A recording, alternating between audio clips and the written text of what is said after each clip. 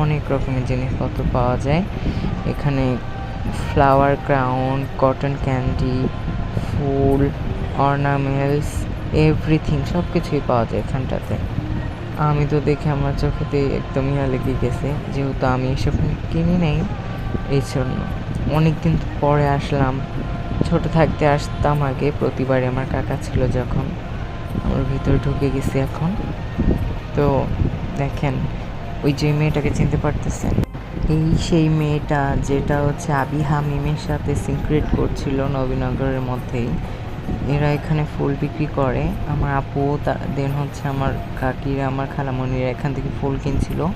আমি এই মেয়েটাকে দেখে পরে চিনতে পারছি যে এইটাই সেই মেয়েটা।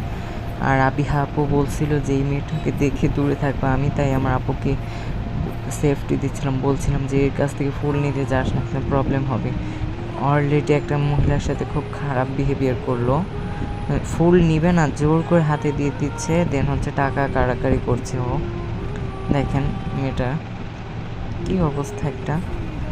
দেন হচ্ছে আমরা এদিক দিয়ে ঘোরাঘুরি করতেছি, পিক তুলতেছি, ভিডিও করতেছি, রিলস বানাচ্ছি। আর এখানে ফ্লাওয়ার কিনছে ওই যে মেয়েটা। কি আর বলবো, শিক্ষাই সব থেকে বড় কিছু। তো let's see, enjoy this moment. দেখতে থাকেন। আমি অত কথা বলতে পারি না, আমার আটকে যায় কথাবার্তা। এই তো একটু আগে ছিল মেঘলা আকাশ, এখন বৃষ্টি এসে গেছে। এখন দৌড়ে এসে আমরা এক জায়গায় একটু সেফটি হয়েছি, ওই যে রুমগুলো থাকে না ওখানটাতে। বৃষ্টিটা কমলো, পরে আমি আর আমার আপু নামলাম ছবি তোলার জন্য।